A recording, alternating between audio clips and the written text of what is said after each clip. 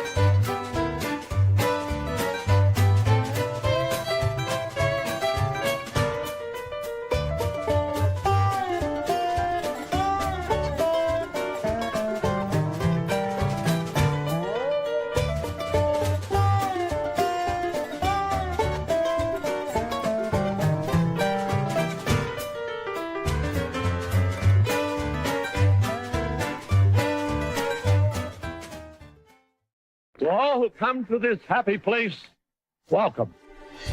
What is it about Disney that makes us happy? Is it the magical whistle as your ticket is scanned at the main gate? Is it the seafaring smell of pirate water? Or is it charting a course to a land where you may never grow up? Whether it's singing a familiar song, watching a movie, or riding your favorite attraction for the 100th time, Disney undeniably has a way to warm our hearts, believe in magic, and bring joy into our lives. This is Main Gate Magic, a podcast where we break down and discuss the infectious happiness, delight, and thrill of all things Disney. And beyond!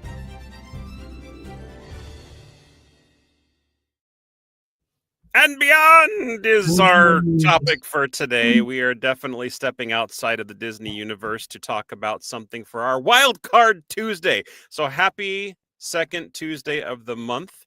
It is September 9th. We are approaching fall faster than we know it.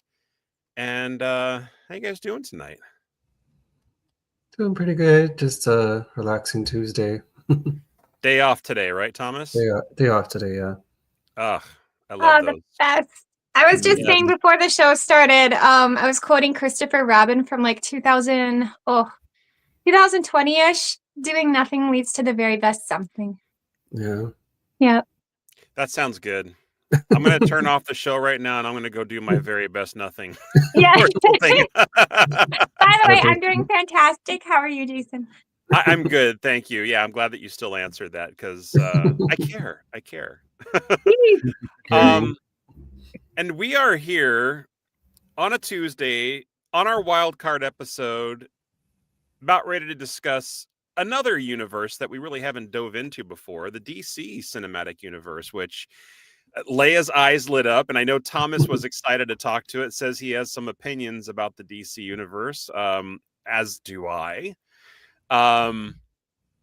Good or bad, Thomas? You think it's mostly good, or do you have are the opinions varied?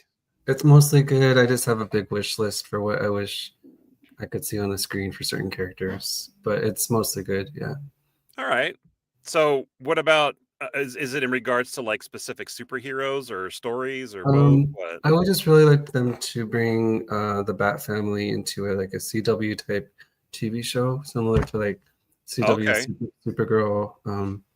Rather than just focusing on one Bat family member, like I'd really like to see Batman, Robin, Batgirl, all of them on there, and just a really good writing, good directing, good acting all around. The CW makes really good cartoon comic movies. And I happen to be a really big big Batgirl fan for some reason, so I'd really like to see like get a kick-ass Batgirl on there, and Leia, I think Tara Strong has done Batgirl before, right? Didn't she say that she's a voice for Batgirl? She definitely was a Harley Quinn. Right? Yeah, I think she was a Batgirl at some point. Good memory. I think she was for the animated series, which is one of my favorites. Right. Oh my God. I loved watching the Batman animated series. That was such an amazing cartoon. Amazing rendition of Batman, like the best. Kevin Conroy, best Batman voice ever. Yes. Yeah. Such a great Batman voice. Not as good as mine, but he's got a great Batman voice. He comes second. I feel like... Go ahead, sorry. No, please, Thomas. I'm sorry. Also the Batgirl in the animated series, who I think was voiced by Tara Strong, is also like the basis for which I base my version, like my favorite Batgirl. Like, oh, just like make her like that, you know. So Now, in the Cool. the Batgirl animated series, was she the daughter of Commissioner Gordon? she was, yeah. Okay, because that's how I know it, and the extent of my knowledge of the Batman storyline is kind of limited to the Arkham games that I used to play on my Okay, Xbox. yeah. Those games are And fantastic. you Oh my played goodness. them? More like I watched my brothers play them for hundreds of hours, so Okay. technically I've played them. Like the first one where he goes to Arkham and he has, oh, it's so good. That's right after he captures the Joker, and it's all about like how Yeah. Joker gets out of Arkham Asylum and everything, and yeah. Oh, And the Joker at that point still voiced by Mark Hamill of all people. mm-hmm. Yeah. Little bats. I know. There have been some incredible Jokers in the history of the DC cinematic universe, and I do include video games in that circle. I mean, Yep. granted, I know they don't include that kind of stuff in the movies nowadays, but I still love the lore that they pull from those stories in the games as well. Well, it's Yeah. interesting when you said DC, like I know we're talking about the new ones that came out, but man, DC in my heart is like I'm going all the way back to like 89 with Michael Keaton as Batman and Jack Nicholson as the Joker. I mean, that movie to me is like gold. Yeah. I'm sorry, but okay, and I agree. Yeah, the DC cinematic universe is more in relation to the newer movies that came Yep. out, but it doesn't mean that we won't be talking about the older stuff, because those movies have my heart, especially the Michael Keaton Batman with Jack Nicholson as the Joker. So good. It was cartoony, but they had it. Like, Yeah. The other sad thing for me is that they were about to release a Batgirl movie with Michael Keaton coming back as Batman, but then that got axed. So Really? yeah. Do you know who they cast as Batgirl? Was that ever announced? It was, and she had recorded her stuff, but I guess the studio didn't feel like it was a good, like a well put together story, so they decided to cancel. And there's a transfer of like ownership at the studio at the time. So Well, Thomas, if I'm not mistaken, the last Batgirl, when you said she was your favorite, I immediately thought of Alicia Silverstone in the one with Poison Ivy and Mr. Freeze. I do like her. I mean, it's creative liberties. They made her Alfred's niece. Yep. Yes. Instead of Commissioner Gordon. It was Uncle Alfred. Yeah. Yeah. No, those movies were horrible, but they're horrible. They were pretty horrible. That and the Riddler and Two-Face, they're so cartoony and colorful and cheesy and good memories as a child. But yeah, but I think that's kind of like the way that they intended them. They wanted to try to go. I feel like they really wanted to try to go back to the way that the original Batman series was back in like, what was it, like the 60s and the 70s and stuff like that with Adam West. Adam West, yeah. Yes. So I think they were kind of going for that particular, like, you know, boff, pow, bam, you know, effects on the screen and stuff like that. Very theatrical, very cartoony, very you know, comic bookish, you know, not super serious. Totally see that. Yeah. But I mean, in retrospect, we can kind of use that as a contrast, a base of contrast for the reason why I like the Dark Knight series so much, because it's the exact opposite of the original Batman films. And I'm like, oh my God, I love this so much.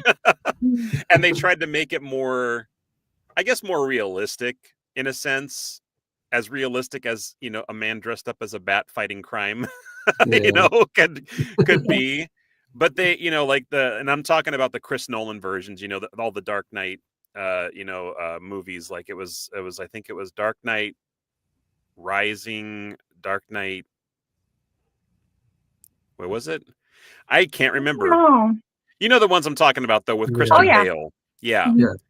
Now, I don't know if he was the best choice as Batman because his voice was very strange. Yeah. Talking like this is Batman. I don't wear hockey pants. Yeah. Yeah, I don't wear hockey pads.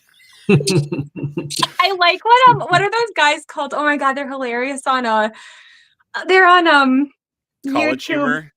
College Humor, the one where they're just like, this is the guy that beat him. He's like, I don't know how he did it.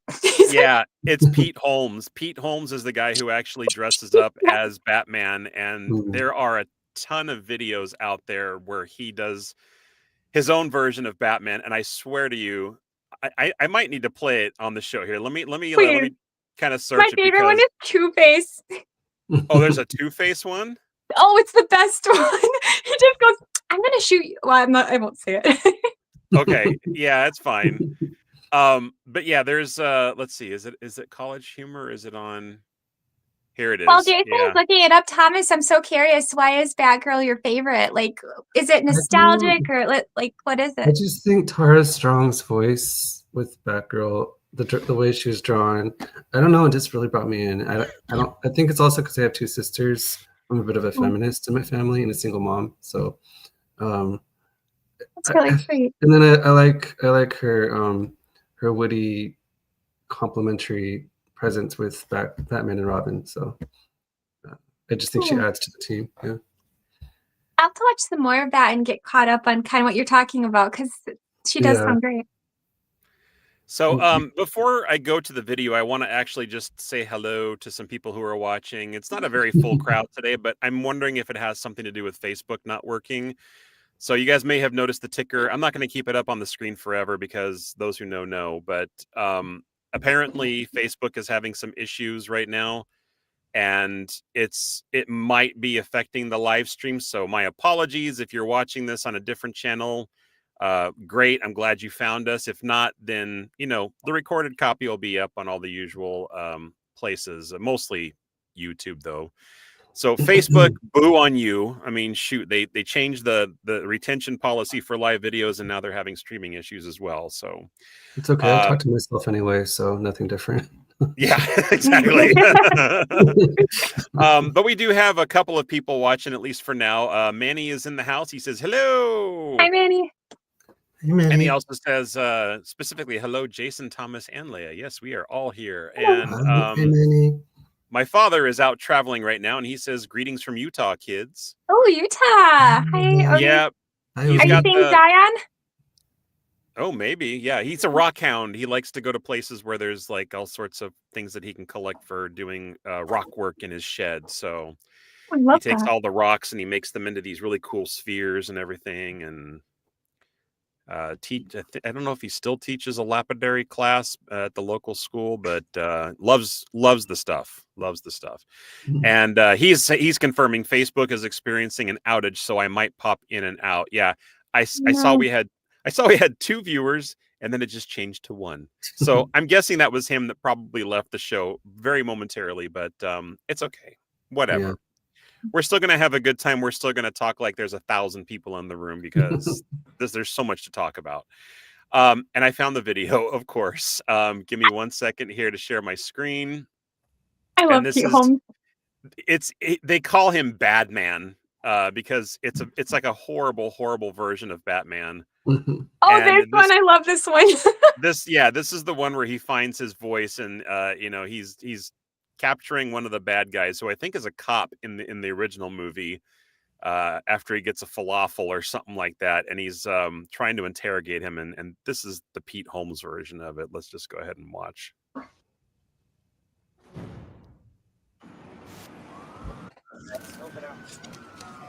Come on, man, I got kids to feed. Oh, I don't like falafel? Sure, that's not a bad idea. Thank you, that solves most of my problems.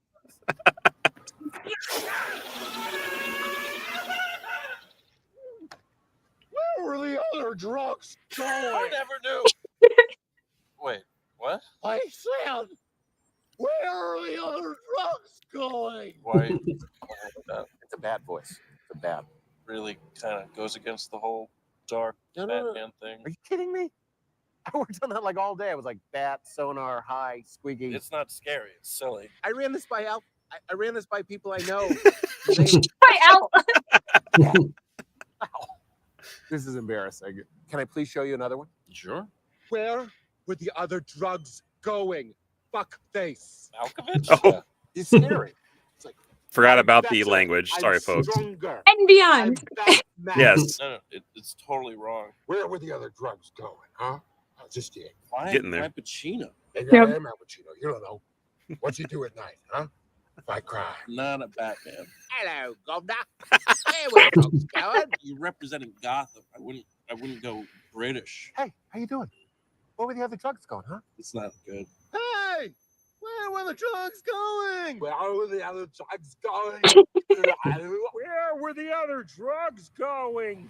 Yeah. ¿Dónde están los drogas? Where were the other drugs going? The silly drugs. Where are they? Answer me, Herbertus! Where were the drugs? Supposed to be Dustin Hoffman. Where were the other drugs going? Ah, do I look like a copy, All right. Yeah, fine. Where were the other drugs going? Wait. What was that? What? Do that again. Where were the other drugs going? You know what? That's not bad. I just lost my voice. Yeah, that sounds good. Can I just say that? Yeah, no, I swear to God.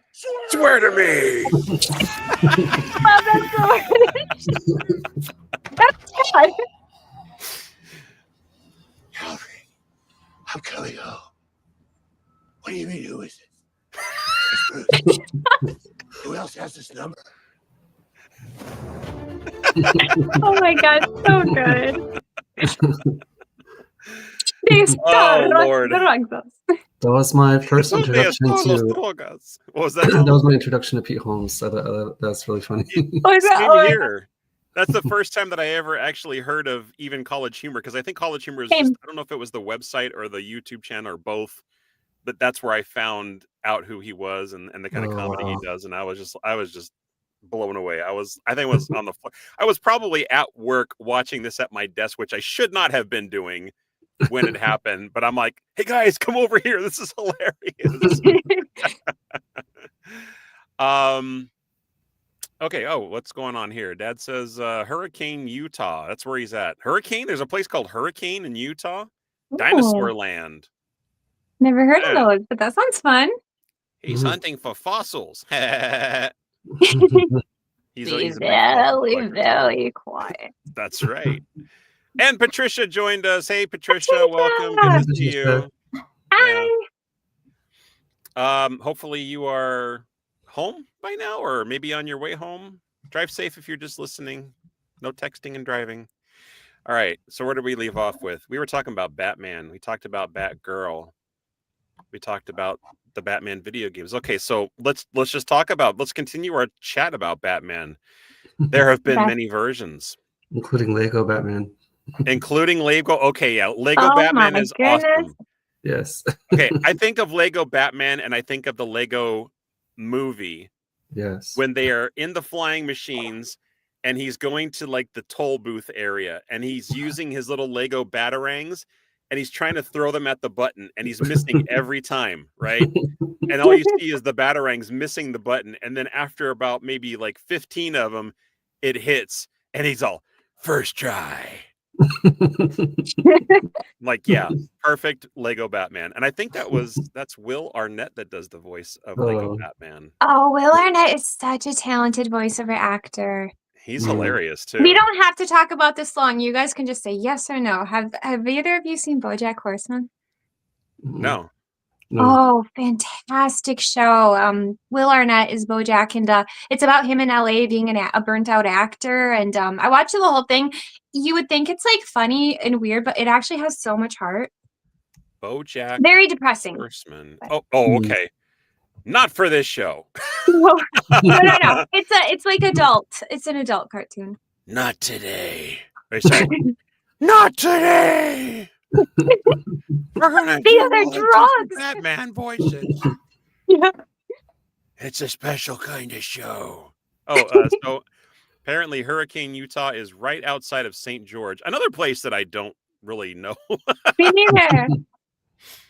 Well, I hope you're enjoying your trip right now, Dad. I know that I'm always happy that when you like pop on and say hello, even, out in the middle of nowhere and you actually have a signal wherever you happen to be.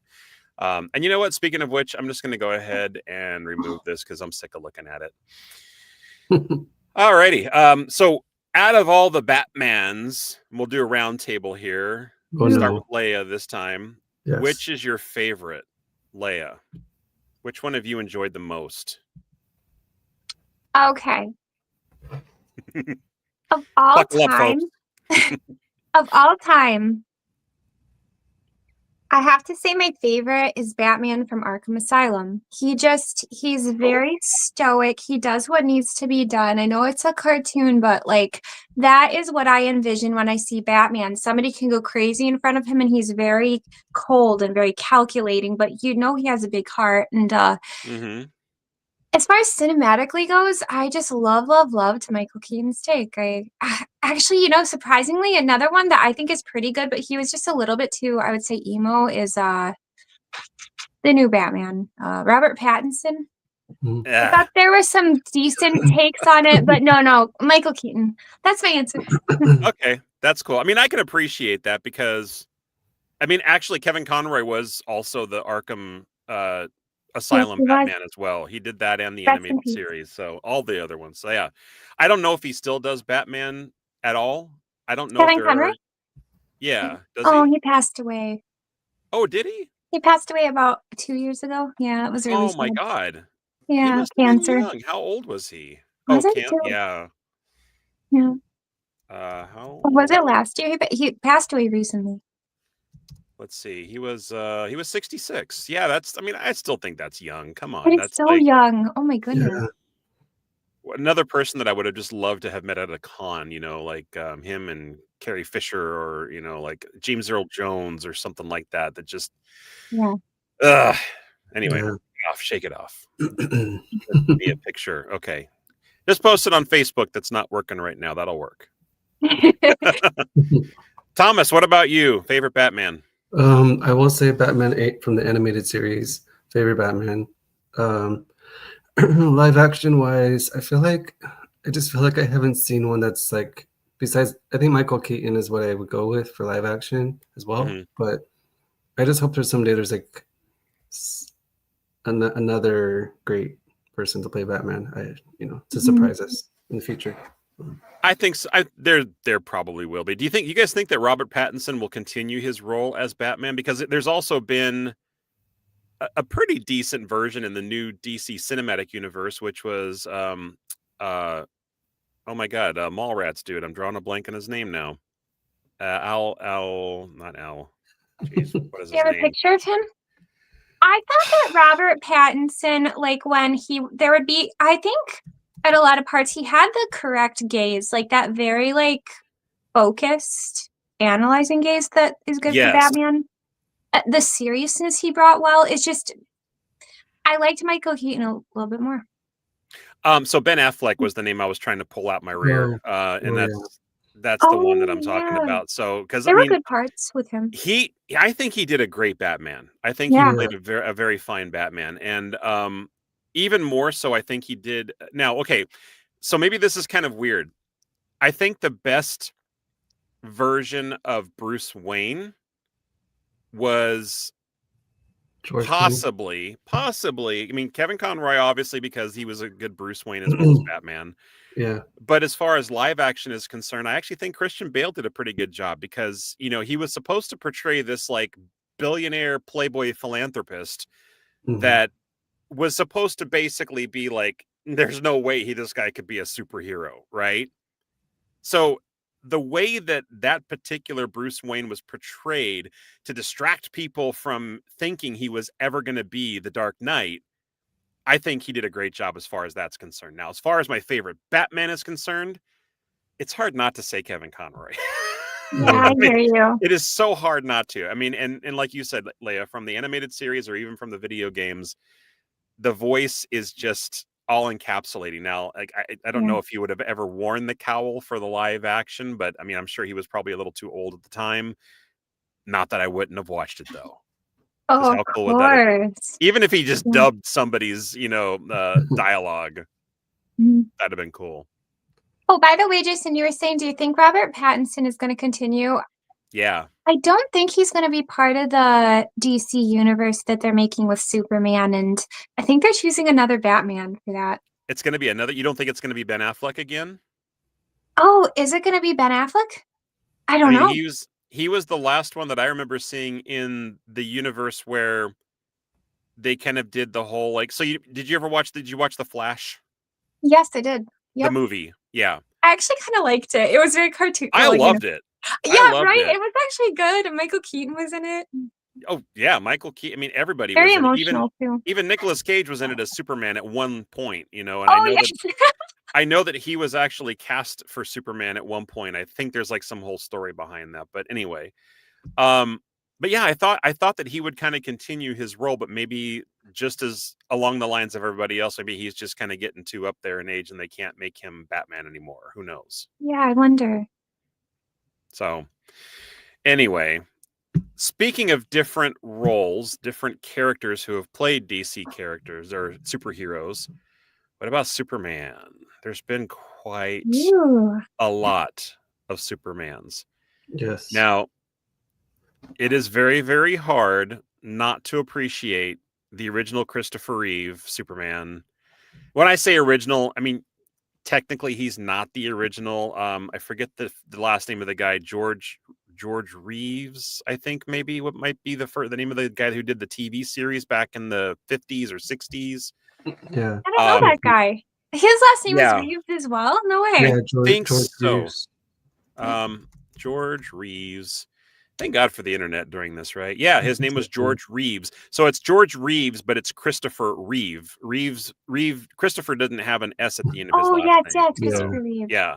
Mm. But yeah, George Reeves was the original Superman. I think it was black and white at first until they ended up colorizing it. But I'll just throw up a picture on the screen really quick to kind of give you guys an idea.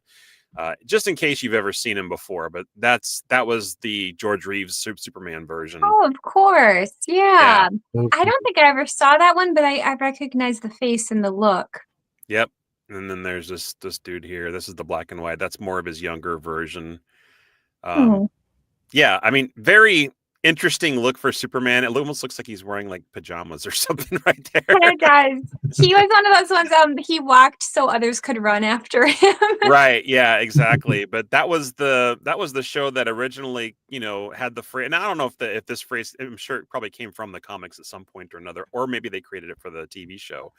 But it was like it was the whole look up in the sky. It's a bird. It's a plane. And then it was even. They were saying like faster than a locomotive, able to leap tall buildings in a single bound. Look up in the sky. It's a bird. It's a plane. It's Superman. So that was like the whole thing. And I can't believe I still remember that whole thing. So I kind of wait, Jason, can you say it one more time except in that old voice, like faster than a speeding plane, faster than a bullet? Well, let me pull up the whole thing just so I can at least get it right. Okay. I think you could do it perfect. It's Superman. All right. It says faster than the speeding bullet is a common hyperbole. That's how about we get like the dialogue? There we go. It's Superman. Here we go. Faster than a speeding bullet, more powerful than a locomotive, able to leap tall buildings in a single bound. Look up in the sky. It's a bird. It's a plane. It's Superman. And then I think it goes into like this whole, yes, it's Superman. And then you see Christopher Reeves there, like, in this like pose, this superhero pose. Oh, I love that. Yeah. So good. Oh, wait, none of us answered who our favorites are. Oh, yeah, we haven't gone down that way. But I was kind of already sort of answering my portion of it. I figured I'd start with myself. But I mean, Christopher Reeve, definitely one of my favorites. But arguably for me, my runner-up choice is going to be Henry Cavill as the Man of Steel. And I know there's a lot of people that just don't agree because, here's the thing. I think that a lot of people, when they hear that and they've seen the Man of Steel and they disagree with how the movie was made and the fact that he actually killed somebody in that movie, were like, that's not Superman. That is just not who Superman is. And I'm like, okay, but this is also not the same time that we live in anymore, Exactly. And that General Zod was like 10 times more villainous than anything that we'd ever seen in the Superman universe before. So, I mean, he was like ready to destroy the world, not just rule it. He wanted to just kill everybody and make it his own. He didn't have a choice, and he screamed after he did it. You could tell he genuinely did not want to do that. It was anguish. And that is one of the reasons why, because I feel like, and not to mention the fact, that he had to hide for so long, and then he finally came out of hiding, once he found out who he, truly was. And I don't know. I feel like it was like a really, really good story. Now, there's been other Supermans, and you guys can pick from these as well, but there was Superman Returns that was played by Brandon Ruth. And then there was, of course, the latest Superman, who I don't know the main character. Do you guys know his name? I don't know his name. Let's see. We'll find Jason, it really quick. I just want to say, I find I could literally have parroted exactly your choices. That's exactly what I would say. Yeah. Christopher Reeve was just like the postcard of Superman. He had that gentle giant feel and just so good intentioned. Yes. Very powerful. He brought that good Boy Scout tough guy. But then Henry Cavill, I think he was like a beautiful take on it too, of somebody who's more, who has more of the anguish of all the power that he does have, and a little bit more of a modern take of it. Like, yeah, one of my favorite scenes ever of any superhero movie was in, I think it was when all the superheroes came together. Like Wonder Woman was in it. I forget the name of the movie, but Superman, Henry Cavill, he goes up this mountain and he just has to get away with his thoughts. And he comes up and his dad is stacking rocks on the top of a mountain. Mm-hmm. And of course, it's like it's in his head. Vision, right? But his dad said, there was a big flood and we saved the farm, we saved the house, and we had our celebratory cake. Next morning we heard we flooded and all these horses died. And he said, you're going to have to choose, somebody's going to get hurt. And at the end, he just said, I miss you, son.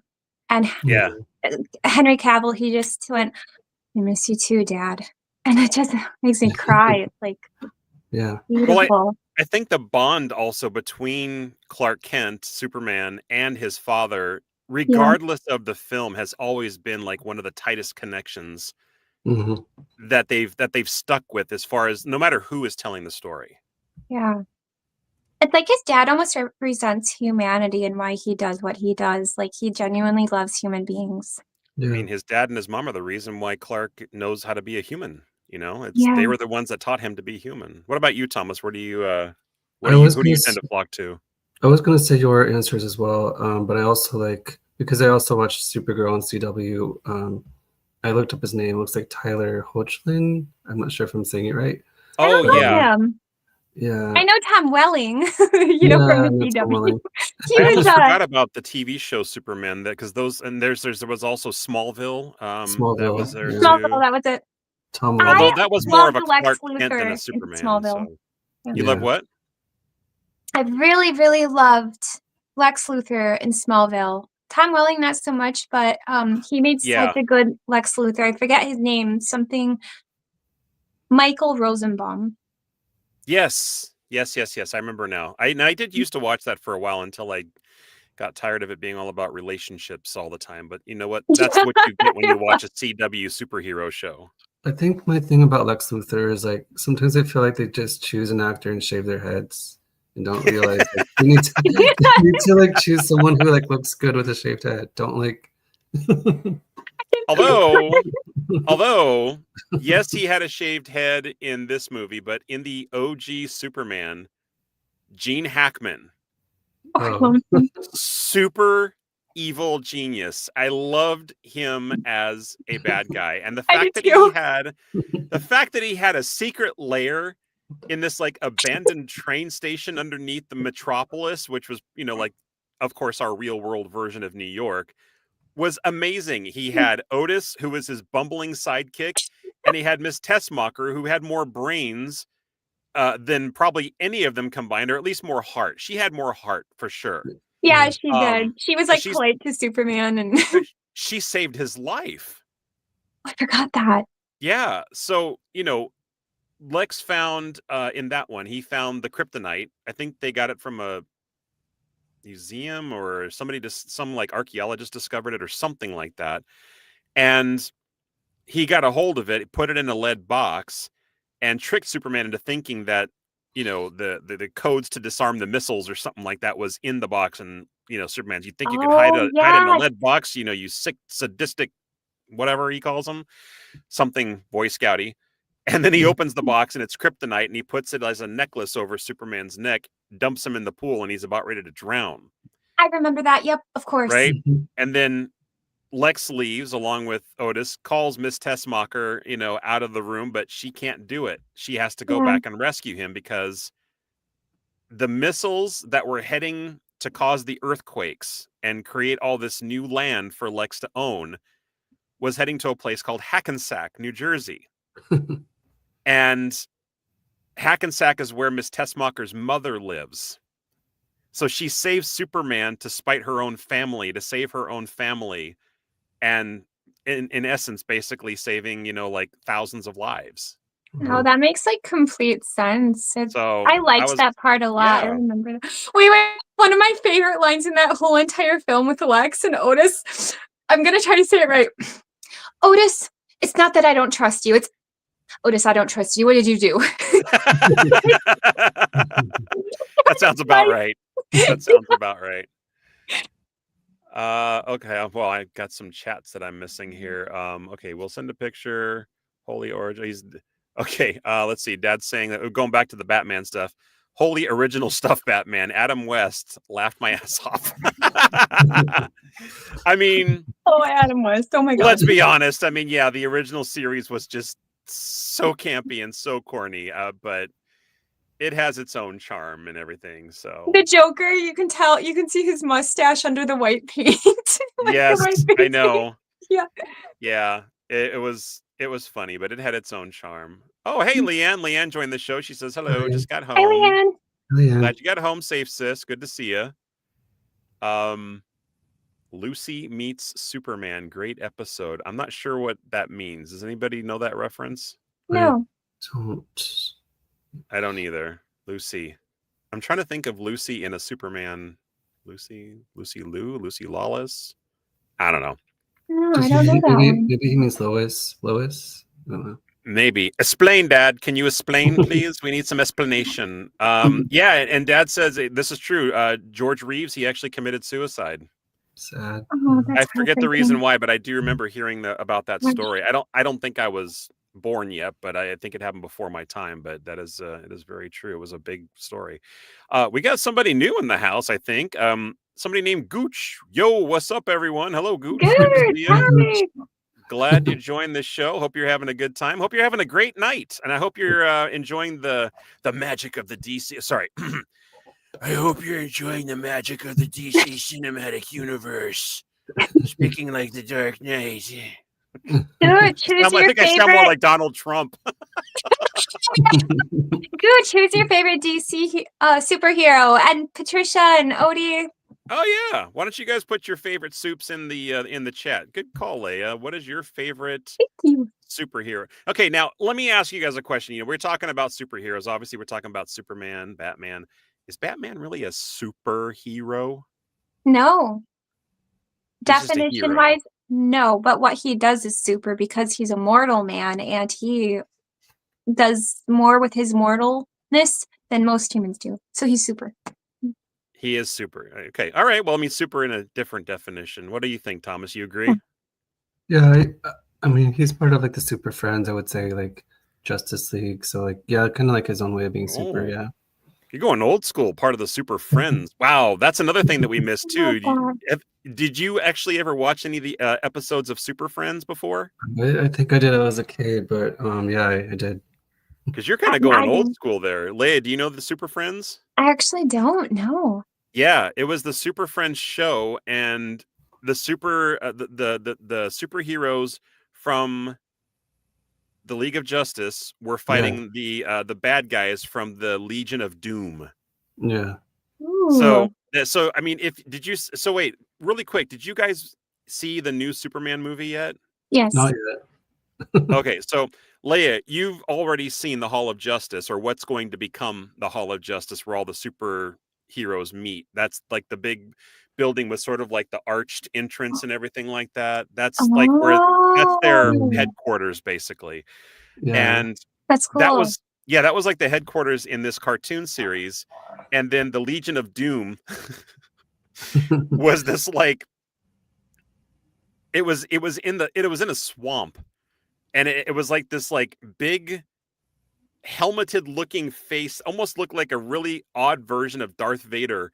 And whenever it was hiding, it would like submerge itself underneath the water, and then it would just rise up above, like making this dramatic entrance into the scene. And that's where all the bad guys live. That was like their secret lair. I And love that. I swear, if Thomas, do you think it looked like Darth Vader? Yeah, I do. Yeah. Legion of Doom. Let's see. What do you call it? Headquarters. Yeah, headquarters. Let's see. Yeah, here. I found it. I can't believe how much this looks like a knockoff. It'd be like if you went to like Japan and they did like a knockoff version of Vader so that they wouldn't get sued for copyright issues. Oh yeah, I cannot. It's kind of what it looks like, and I'll put it up on the screen really quick. Oh dang it! Is it going to do a video? Hold on one sec. Oh my gosh, that does look like Darth Vader. What in the world? Makes us Stewie from Family Guy.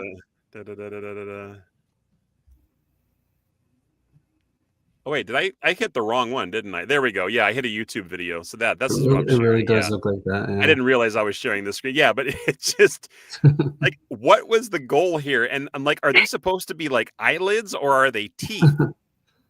I don't understand like what the I never understood like why it looked this way, but yeah. Total It's Darth Vader vibes, totally. It's like if Darth Vader And Stewie. and Dark Helmet, from Spaceballs had a baby. This was what it would look like. Oh yeah. Makes us Stewie from Family Guy. I'm just sniffing some vibes. Kind of like the football head sort of thing, right? Yeah. Exactly.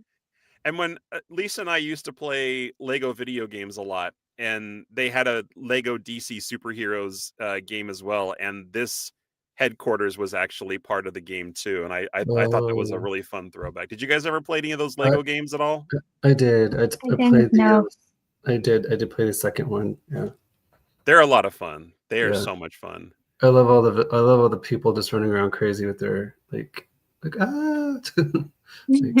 save me. Dad was saying Lucy was Lucille Ball. Apparently Superman met Lucille Ball. Oh, that's all. I love her so much. That's an episode to look up, guys. Oh, he says Lucy dresses up like Superman for little Ricky's birthday, gets stuck on a ledge outside her apartment. Oh, I remember this one. Oh my God. And George, Superman, shows up to rescue her. Oh, I remember this episode. This was an actual episode of I Love Lucy. I don't think I saw that one, and I've seen like almost every I Love Lucy. Like that show is my heart. Oh, he actually included a link too. Let me see. I don't think I can actually click the link, Dad. All I can do is actually just here. Can I copy and paste? No, I can't copy and paste from the screen, unfortunately. But hey, if you guys want to look up Superman meets Lucy, then I'm sure that would probably pop up. Oh, Patricia says it's the Sleepy Hall of Doom. It does look kind of sleepy, doesn't it? Oh, that's fantastic. Okay, what were we talking about? We were talking about Superman. Oh, and I shoot, you know what? I had the name of the other guy too that actually did the newest Superman. His name is David Corenswet. Corenswet. New guy. Yeah. And I think he did an all right job. I think he did pretty well. I did too. I think he was like a little edgy. Not edgy in the sense of Henry Cavill, like dark and serious and chiseled edgy, but more of he was definitely passionate. He was very passionate. And very opinionated in this one. Mm-hmm. Not very Superman-like in most other movies. But, the reason I think it is because he ended up, what he said, preventing a war from happening, but it only caused more turmoil.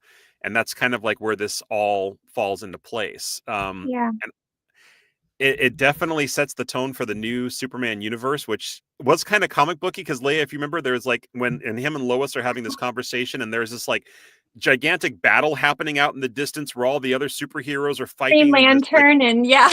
They're fighting this gigantic space creature that just happened to warp in from some other dimension. And she's like looking out the window going like, shouldn't you be like helping them? He's like, no, it's just a this or that or the whatever he calls it. They'll be fine. Yeah, like how normal he was calling it. And it's kind of cool. The people, like the Green Lantern guy, he made an appearance in a show, which I don't know if you guys have seen it. I did not think it was going to be good, but oh my goodness, Peacemaker is one of the best superhero things I've ever seen. Like, it's on my watch away. list. Yeah. Oh, Jason, you're going to love it. Like, 100%. Yeah, I keep seeing previews. Oh my god. So you know what? Maybe speaking of Peacemaker, Peacemaker got his debut in a fun little movie called The Suicide Squad. I never saw it because I heard it sucked. Okay, well, let's just be clear. There are two different Suicide Squad movies. There's the first one with Will Smith and Jared Leto and oh my god, the gal that plays Harley, which she was like the only amazing character. Margot Robbie's amazing. Margot Robbie, thank you very much. Yeah. Okay, I saw the second one with Peacemaker. Yep. The second one with Peacemaker was awesome. I loved really fun. Loved that movie. It was so wrong on so many levels. The shark. He made it. And Patricia's saying the James Gunn one is much better. And yeah, that's the reason why, is because James Gunn did it, director of Guardians. Yes. Yeah, and a lot other. I mean, I think actually James Gunn was the one that did the latest Superman movie too. So I mean, his version of superheroes has been spot on. Yeah. Ever since he took the helm on these things. So. Oh, Jason, if you loved that one, seriously, Peacemaker. My brother Micah, which I wish he was on this episode because he would have so many opinions about what we're talking about. He forced me. He's like, Leia, we're sitting down and we're watching a show. I'm like, which one? And he said Peacemaker. And I pretended to get up. He's like, sit down and watch this first episode. You're going to love it. I'm like, I loved it. I'm like, can we watch it? But you're happy, obviously, right? Oh, it's fantastic. And the second season just came out and it's coming out. Yeah, I heard. Yeah. HBO Max. Yeah, like I said, it's on my watch list. I mean, I have it. It's probably like number 3 on my list as far as shows to watch on HBO Max. I'm still trying to get through Daredevil right now. Daredevil, I'm finally made it to season 3.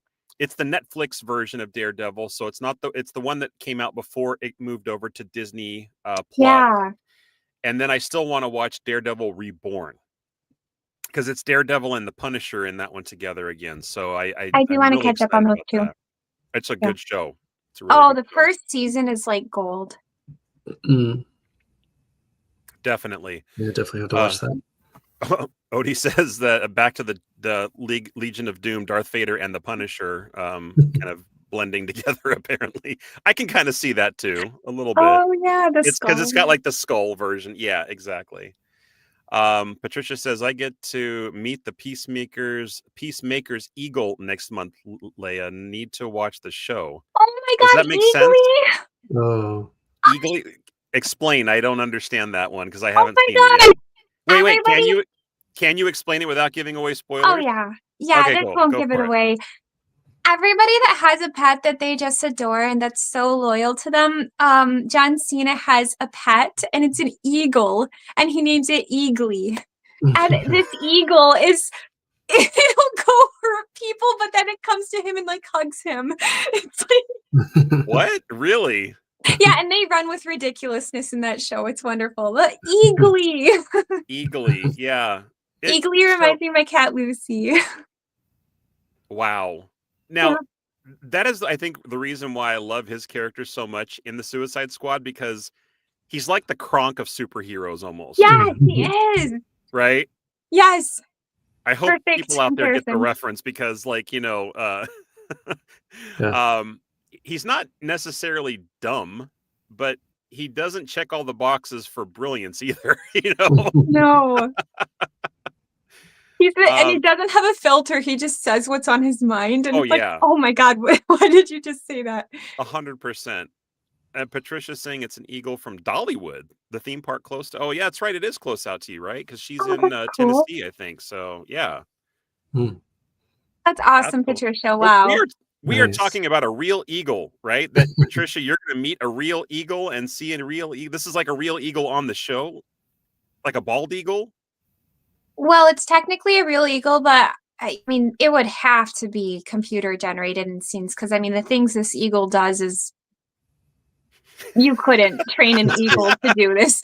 I said no spoilers, and if it's anything like the Suicide Squad, who knows what it does? Because there's a lot of lewdness that I definitely appreciate in that movie, and Very I'm sure lewd. probably continues on into the series. So she says it's real. Real eagle was used in motion capture when possible. Yeah, that's probably what you're talking about. So I wonder how you mocap a eagle. You name it eagly, apparently. Yeah, but I mean, like motion capture is usually done by people wearing these suits with like all these little dots on them and stuff like that. How do you motion capture an eagle? Must be just like the camera and AI detects like what it's like, and yeah. How funny. All right. Let's get down to the princess of the DC cinematic universe. Diana Prince, Wonder Woman. Now you guys, I'm gonna guess that the two of you are too young to have ever watched the original Wonder Woman series. Am I right or am I wrong? You're right. I know what she looks like, but yeah, you're right. I know what she looks like. I haven't seen it though. Okay. Because that is a completely different take on Wonder Woman as you guys have seen her in the cinematic universe. She had an invisible jet in the show. She had the lasso of truth. Everything was pretty much on point. She had the same outfit for the most part, but it was a lot more revealing back then because, sex sells in TV, of course. And Linda Carter was like a very curvy woman too. So they could actually, make people attracted to her for that particular reason. And that's what I think that's a lot what brought people into the show, because the show itself was pretty corny. And whenever Diana Prince turned into Wonder Woman, she did this like, okay, you know what? Let's see it. I'm so not curious. even going to describe it. I'm just going to show it. I got to find it. So Linda Carter, Wonder Woman. We'll just say, transformation. Here it is. It popped up on the search. Jason, with what you're saying, it makes me think of Shallow Hal. Jack Black is like, who's the love of your life? And he's like, Wonder Woman. Out of every woman. Makes sense. That is a wonderful movie, by the way. I really do love that movie. I never thought I'd like it. I'm not a huge Jack Black fan, but that one it actually has like some tender moments in it too, and it's really teachable. It's a teachable movie. One of my favorite romantic comedies about skin deep beauty and everything. Yeah, it's fantastic. Okay, let me share the screen, because if you guys have never seen this before, it'll burn an image into your retinas, because it's so funny. And this is what she does every single time she changes into Wonder Woman. I'm so curious. The minute he gets back. Yes, sir. I'll get word to him right now. Very lovely. Funky 80s music. And yes, she worked in the military. 80s or the 70s? I'm pretty sure this was 80s. 80s? Okay. Here goes. Slow-mo. Doing her little Wonder Woman pirouette. And just like that, with Cinemagic. Oh my goodness. And of course, she has to look down to make sure that everything is there. So, I mean, you could definitely see like why she was very popular, and I don't know. I just always thought that was like so funny, and I think even Lisa makes reference every once in a while to the Wonder Woman spin, and may have even done it just to kind of like joke around. It was a lot slower than I thought it would be. Like, that was hilarious. Yeah, it's a lot slower than I remember. It's so funny. Yeah, Dad said Linda Carter. That's right. And Patricia says that she actually saw Linda Carter once as a kid. So I'm assuming you mean you saw her when you were a kid. I'm not as when she was a kid. Can't remember the comedian, but I love the joke about the invisible jet. Just seeing Wonder Woman flying around. Okay, yeah, you're right, Patricia. Yeah. Now, see, I should not have closed out YouTube because that is another amazing scene.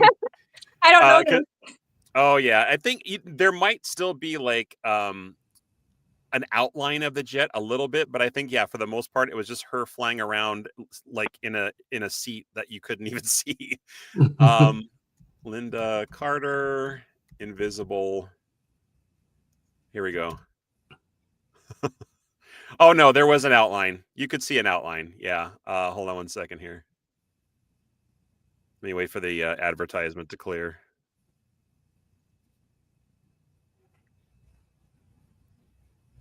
Oh, and this is like a screen capture of a screen. So it's not the best quality. And look, even the comic book stuff at the bottom of the corner there. Hours later, the invisible plane flies over Washington, D.C. Go ahead, hit resume, dude. So you can tell this person like had it paused. Oh my gosh. Wow. There's like Muzak playing. Are you flying an invisible plane or are you in an elevator? But the seat is visible. Oh, and that's oh my god, what's his name? That's her boyfriend. Captain. No, you're not.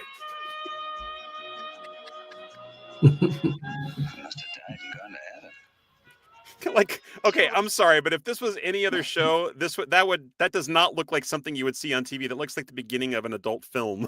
It kind of. I must be dreaming. Holy cow! Wow, Main Gate Magic just turned a. There's a dark corner here. joke about those two, about Wonder Woman and Invisible Man, but I won't tell it on even and Oh yeah, beyond. you want to know something crazy? I actually just watched the movie 2 days ago that tells that joke. Do you know what I'm talking You know about? that one? Hollow Man. I don't know, but my bum hurts. Is that the one? Yeah, you oh yeah. Yes. Absolutely. So yeah, they Hollow Man was a movie with Kevin Bacon. It was like a retelling of The Invisible Man, right? Okay. Have you ever seen it? Either one of you? Hollow Man. What year did it come No. out in? Probably I don't know, I'd say like late 90s, early 2000s or something. No, I don't think I saw Hollow Man. Hmm. It was after the 2000s, I'm pretty it good? sure. Like, would you recommend it? Absolutely. Yeah. Ooh, okay. Is it It's scary? it actually came out in 2000. Ooh. Scary. There are some intense moments, I will say. Do you know who the director Paul Verhoeven is? Not offhand. No. Paul Verhoeven was the guy who directed movies like RoboCop and Starship Troopers. So he has a tendency for some really good sci-fi stuff. He also did Total Recall, the one with Arnold Schwarzenegger. Oh my god, I love that movie. So The you get an baby in the idea. So stomach. Yeah. yeah, oh yeah, Quado, yeah. So you get an idea of the type of movie that it is. It's got some really good sci-fi qualities to it, but it also has like a certain level of just kind of like twistedness and sometimes a little bit of goriness as well. Hollow Man's no exception, but basically it's about a team of scientists who are, have cracked how to quantum shift people to make them invisible. And they Ooh. experiment on animals first, but they couldn't figure out how to get them to come back. So when they finally crack what they call reversion, reversing the invisible formula or whatever, Kevin Bacon, the scientist who actually discovered this, says, I'm going to test it on myself. But the government says, nah, we're not doing that yet.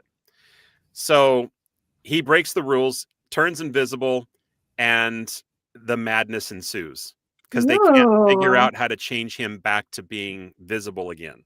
So it drives him a little batty, and he just kind of takes it to an evil level, and it's really good. It's very Ooh, I well would done. totally watch that. Thanks for And, the recommendation.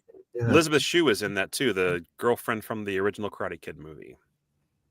Oh, cool. Let's see. Leanne coming out with the trivia here. Wonder Woman started April 21st, 1976. So yeah, you were right. It was the 70s, not the 80s. Felt 70s to me. And Dad says the hotspot's going dead. Will reset on the 10th. See you all next week. All right, Dad. Be safe out there. Love you. Take Bye, care. everybody. Enjoy Utah. All right. Okay, we kind of went off track a little bit there, but Linda Carter, we talked about her, and then of course the new Wonder Woman being, help me with her name, guys. Gal Gadot. Gal Gadot. What's your thoughts? Good? Good Wonder Woman? Can I just be honest? Of course. I think Gal Gadot is stunning. I think she's a very beautiful lady. Mm-hmm. I don't think she's a very good actress in general. Really? Just in general. I don't think she's a very good actress. So with that, I think there are good parts about Wonder Woman, but I just don't think Gal can quite bring it. Like if you see her as the Evil Queen, if you see her as Wonder Woman, she just has this stiff, forced acting. That's my opinion. I could be wrong. People, disagree with me if you feud. What about you, Thomas? I did like her in the first movie, and I think she was a saving grace in the Justice League. I mean, there are parts of the Justice League I liked also with Batman. I actually liked. I haven't seen the second Wonder Woman movie. I heard it had bad ratings, but yeah, I have more of a positive take on her. Yeah, I think I do too. But I'm going to kind of borrow from Leia's and Thomas yours as well, because I like her as Wonder Woman. I think they made a great casting choice as far as looks. Looks, yeah, pretty good. I mean, and acting wise, I felt like she was okay. I didn't feel like, it's like anything Oscar worthy or anything like that. Not that really superhero movies really get Oscars very much. And if they do, it's usually for effects, not for acting. But I think she did all right. The first movie I loved. I thought it was really well done. Great story. I need to watch it again. I think I do remember she actually did really good in that one. You had mentioned her as the Evil Queen in Snow White. I still haven't seen that yet. Shame on me. This is the part of the show where I go, bad host, bad host. But I won't say anything about that. Yeah, and that's another one, like I've heard varying opinions about it. It's one of those like, let's watch Snow. Maybe not tonight. I won't say anything because I don't want to like give my opinion before you see it. So it almost kind of becomes like a hard pill to swallow. It's like you kind of know what to expect a little bit because of everything that you've heard, but you still kind of want to go down and see like what your own opinion is. It's just like what I said about Walt Disney's animatronic figure at Disneyland, right? Yeah. I heard a lot of bad things. I've seen some stuff that I'm like, oh, this looks horrible, blah, blah, blah. But when I went to go see it, I'm like, it was fine. I loved it, and I got like chills, and I had an experience, and it was great. Yeah. I might feel the same thing about Snow White. I just don't know. But anyway, Gal Gadot, Thomas, if you never see Wonder Woman 1985, you will not miss a thing. Hands down, as far as I know, there is absolutely no historical reference to any of the new DC movies that includes the story from 1985 at all. Oh, wow. Think of it as sort of like, it's not even like a prequel, because technically it does happen after the first Wonder Woman, because the first Wonder Woman, I think, takes place in like either the 1920s or 1930s, like when the First World War is happening or something like that. It takes place like a long, long time ago. Yeah. But I thought it would be cool because like I grew up a child of the 80s, like a teenager in the 80s, and I'm like, oh my god, this would be so cool. It's a superhero movie that takes place in the 80s, and it's Wonder Woman, for God's sakes. How fun. No, it was just, the storyline was horrible, the villain was bad. The CGI that they did for like one of the characters, I feel it was kind of just sloppy a little bit. And I don't like saying that about movies too, because I mean, like, there's a lot of work that goes into these things, but I couldn't help feeling the way that I was feeling, and I don't ever pop it up on the screen ever. It's just not a movie. So if you are like holding back because you've heard of the same things, you don't have to worry about a thing. You ain't missing nothing. Good to know. Not Thank even you. not yeah, especially not like it's cinematic wise as far as like the storyline is concerned. Like if they don't, I don't think they're ever going to bring up stuff that happened from that movie in any future movies. Oh, and I said 85, but Patricia said 84. I think she's right. She says she hasn't seen Wonder Woman 1984 because of the writing issues / script sounded terrible. I thought the first one was fine. Yeah, I think that's kind of like the general opinion for everything. I watched The Big Bang Theory a lot, and Adam West was a guest star in the show. He was, yes. And they were driving him from the airport where he lived, and there's like, so who's your favorite Batman and everything, and then he poked fun at Christian Bale, like, I never had to say that I'm Batman. I just arrived and everyone knew I'm Batman. Right. And that's funny because I think I saw a TikTok recently of all the different guests that they had on The Big Bang Theory, and he was one of them. And I think it was that scene. Oh, okay. Oh, that's like, funny. I never had to say that I was Batman. I just showed up and I was Batman. He was great. And I still love the fact that they pulled him into Family Guy too, like as an actor on Yes, Family I Guy. love that so much. Mayor Adam West. Yeah. Wasn't it just Eartha, has wasn't Eartha Kitt / Yzma Catwoman in that? Yes, Eartha Oh Kitt my played God, Catwoman yes. at one point. Thomas, you never cease to impress me with your knowledge sometimes. I mean, like that is. She played a good Catwoman, surprisingly. Like, Thank you. How do you spell her name? E-A-R. It's E-A-R-T-H. Wow. Santa, and then K-I-T-T. Santa baby.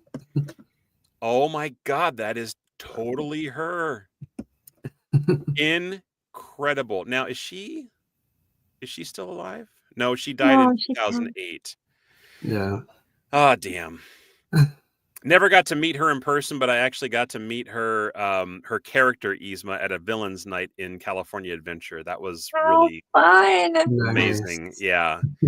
I really loved it. I walked by as she was, because the lines for these characters are just insanely long, and they don't look long, but because people go up one at a time, they have interactions, they take pictures, they do videos and stuff like that. It takes a while.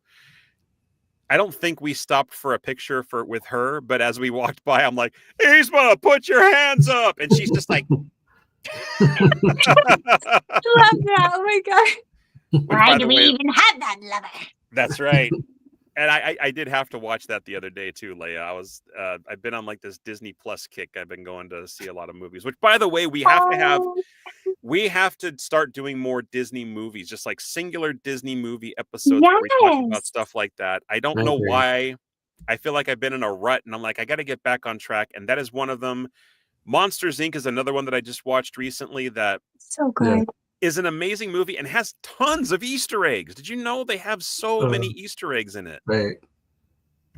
Just like Easter eggs from Pixar shorts and movies that they've already done, and even some of movies that were coming up at the time.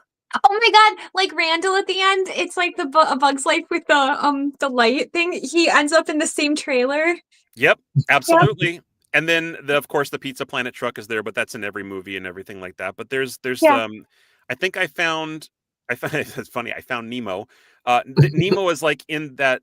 He's got like two different like places he appears in the movie, and then there's other references like to the film class where people I think studied animation. The THX 1138, is that the number?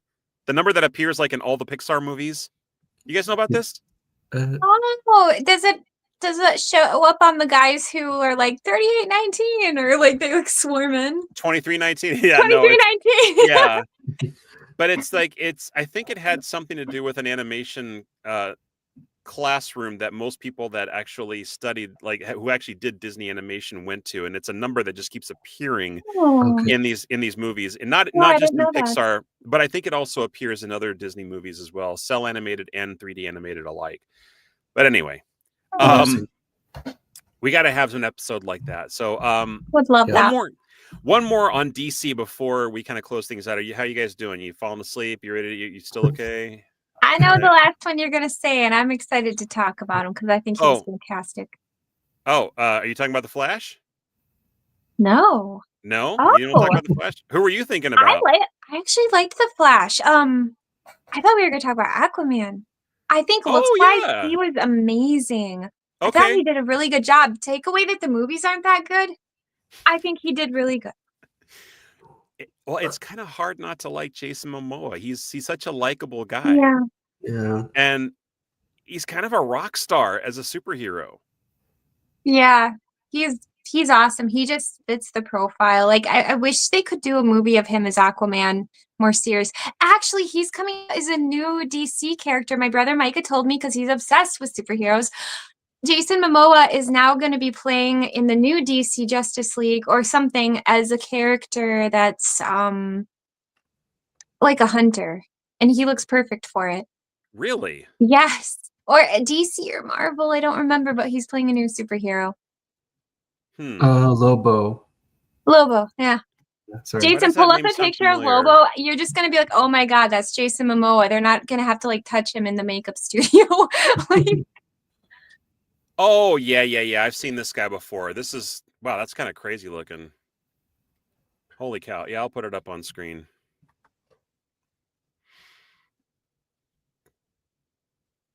Let me do that one here. yeah. And I forgot what he does. Yeah, he fits the profile. I mean, you might have to paint him a little bit different, Yep. unless the character in the movie is not going to be painted or the white color there.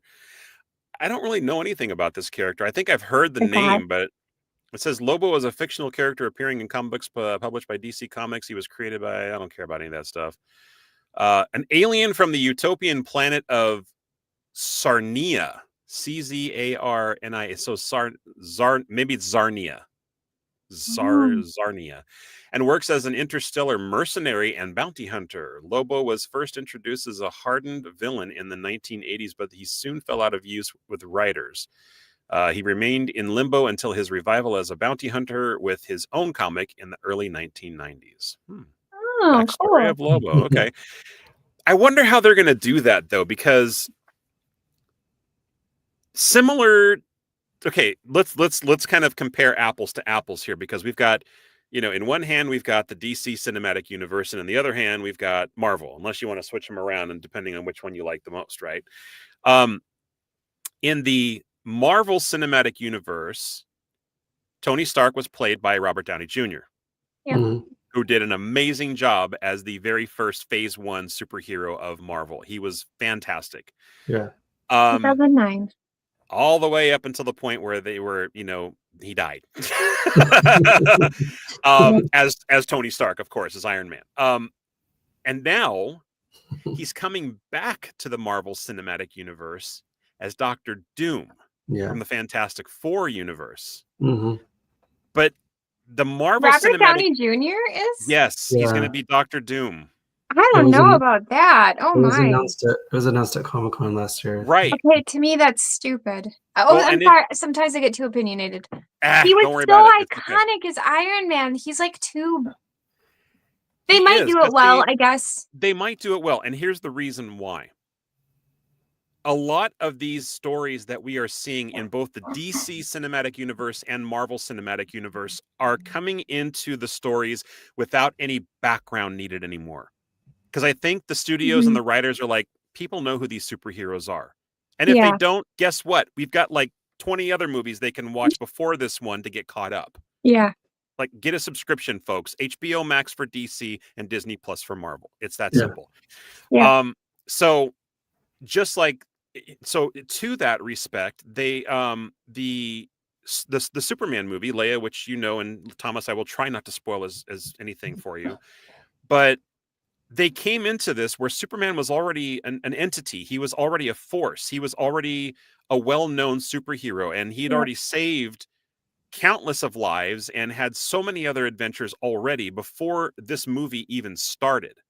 In fact, I think the movie starts off saying this takes place like 5 years after he like reveals himself as Superman to the world and has lost his first battle. So that's the preface of the story. Yeah. So along those lines, Iron Man is now dead in the Marvel universe, and if they're doing the same thing, like bringing the Fantastic Four back for maybe a sequel, and they're bringing them back for the a new Avengers movie. What is the new Avengers movie called, guys? Do you remember? Marvel. It's Endgame? Avengers. Secret Wars or something. Secret Wars, something like that. Yeah, where he's going to play Doctor Doom in that. So New one. Okay, yeah. yeah, the brand new one. I think it's coming out. It might be coming out next year. And Doctor Doom has a backstory. He was a scientist, or maybe more like a rich philanthropist or something like that. I think in some of the original Fantastic Four movies, he was the guy who funded the trip to space for all of the people that, ended up getting the powers and became the Fantastic Four. But secret experiments, strange metals deformed him. He ends up wearing the mask, and the mask is fused to his face. If they do the same thing, they don't really have to show like what his actual face looks like. It could be scarred. It could be deformed. I see what you're saying. Okay, that'll be better. So, yeah. I thought the same thing as you, Leia. I'm like, how can they do that when he was already a superhero? So along those same lines, I'm wondering if they're going to do the same thing with Aquaman. But the problem is Aquaman's not dead. It's just maybe a different universe or a different Earth, because I think DC does they're Earth casting numbers. because with Flash, then there are different universes. I think, they're casting a new Aquaman, if I'm not mistaken. Oh, really? Mm-hmm. I wonder if they're going to get a blonde one, just like the comics. Yeah, right. But yeah, no, Aquaman, great character choice for Jason Momoa to pick it and everything. And I like the story in general. I think I don't know, something about the whole thing was just kind of weird to me. Me too. About both movies, really. The first one, I can rewatch it and I'd be okay with it again. The second one, I didn't watch the second one because I heard it wasn't good. So I'm like, my time is too valuable. I'm not gonna sit through that. You're like, not my 2 hours, not today. Yeah, not today. Yeah. So yeah, I like his character. Lisa and I are even actually watching Jason Momoa's newest series on Apple Plus for it's called the War King, I think, the King of War. Oh. Something like that. It's like a story about the tribes of Hawaii. Oh, right. And the different islands and that everything sounds like amazing. that. And I yeah, love that stuff. it's pretty cool.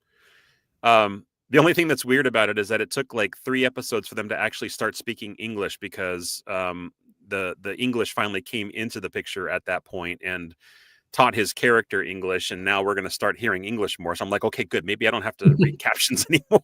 I have a hard time with that. So yeah. And then of course Flash. We kind of briefly touched on that. Now I know that the character or the actor that they hired to play the Flash, or to play Barry, he had some trouble in his own personal life. Did you guys know anything about that? Oh yeah. Yeah, a little bit.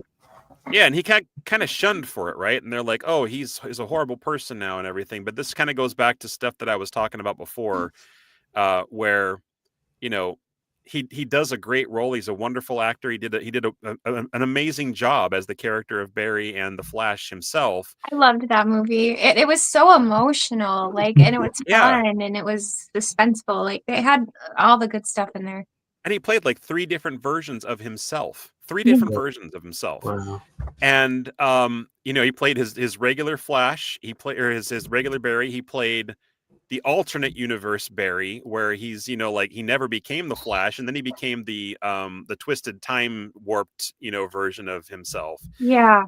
And I think he did a wonderful job. And then all of a sudden, this controversy comes out with him, and everybody's like, "Oh, he's horrible. He's nasty. I'm never going to watch that movie again." I'm like, why? Calm down. Yeah, I'm the same, Jason. Like, I'm kind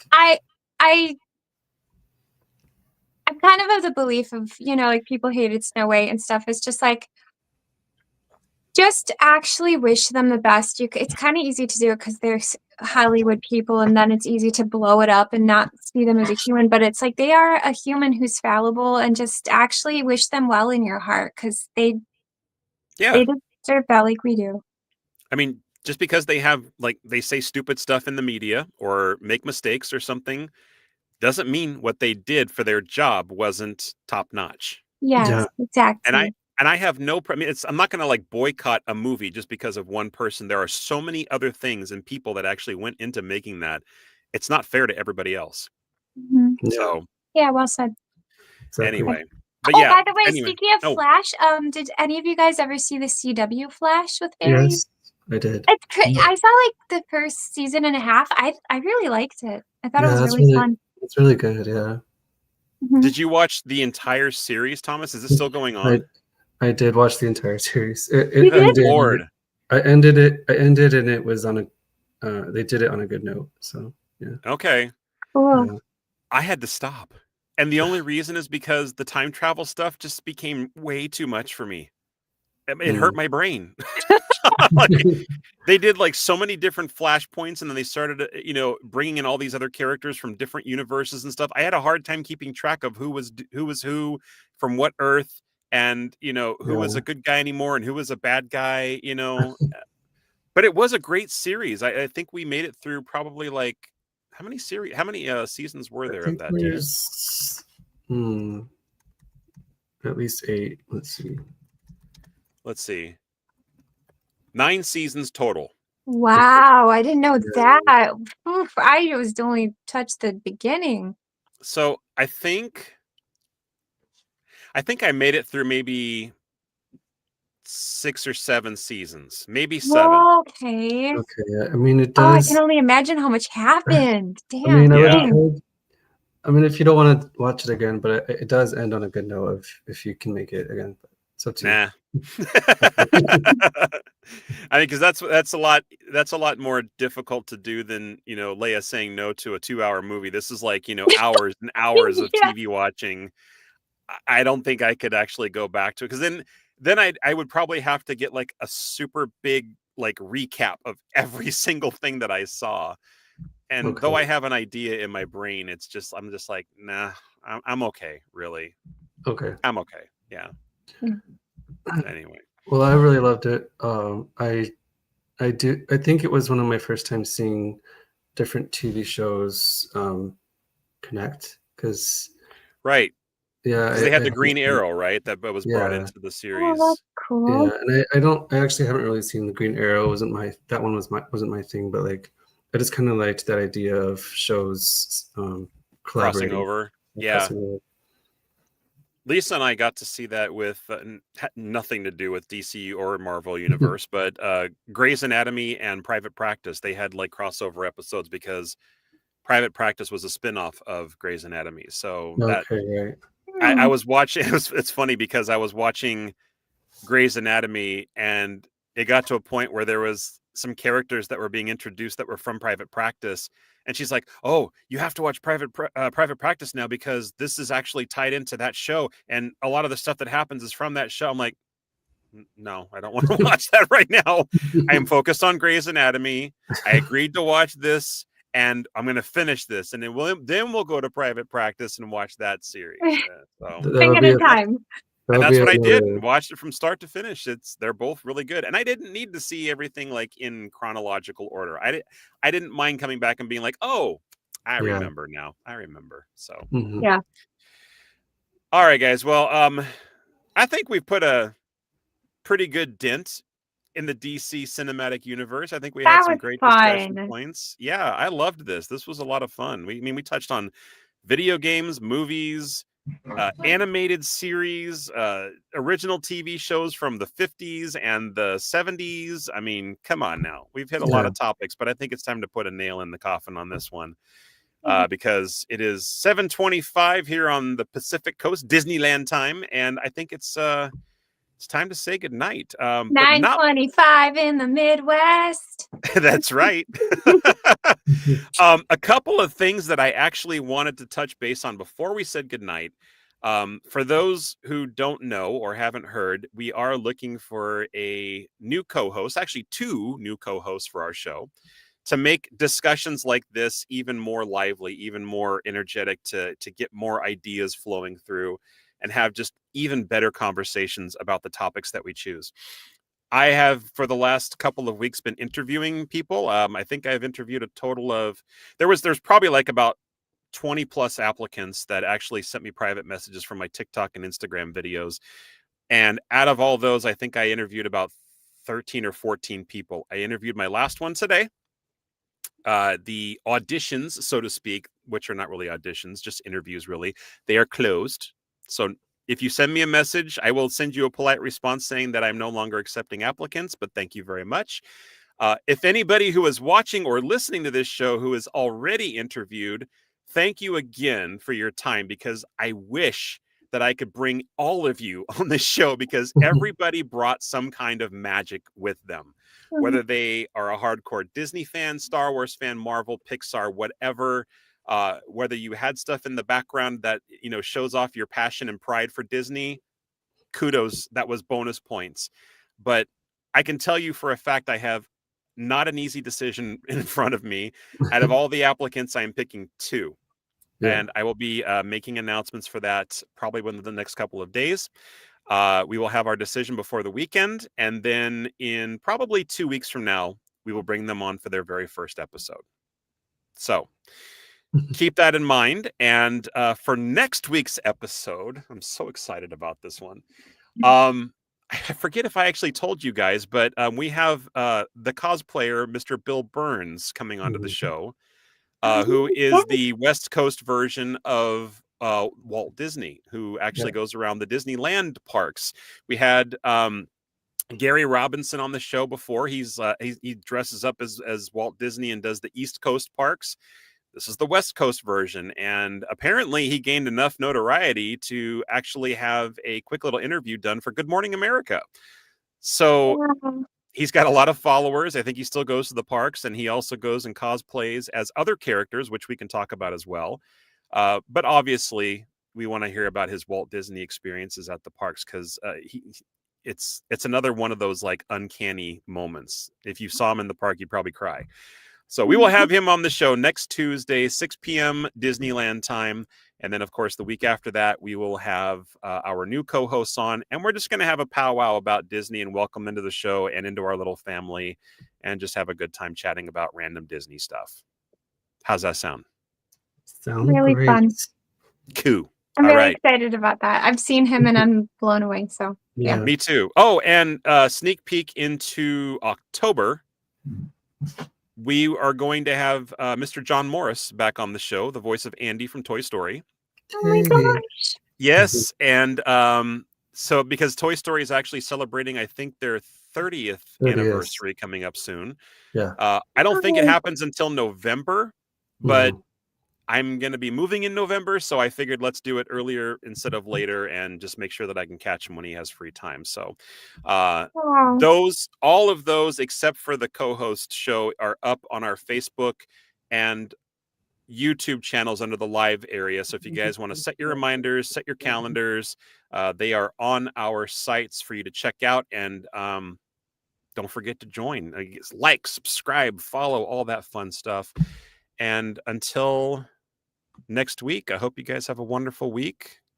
Get some rest. Leia, I know you've had a busy day today, so and I know it's later out there for you than it is for us, but you guys be well. We'll see you next Tuesday. This is sunshine to my week. Always a pleasure. Yes. Awesome. Seriously. Yeah. All right, guys. Take care. Have a good night. We'll see you guys all next Tuesday. Love you Bye, all. everyone. Take care. Bye. Thank you for tuning in to another fun-filled episode of Main Gate Magic. We hope you enjoyed the show. It's been our pleasure bringing a little Disney magic into your life. Please remain seated while the show comes to a complete stop, keeping your hands, arms, feet, and legs inside the podcast at all times. For more information about upcoming episodes, please make sure to follow, like, and subscribe on Instagram, Facebook, TikTok, and YouTube. You are now free to exit the show. Please watch your step, and be sure to tune in next week for more Main Gate Magic. Bye-bye.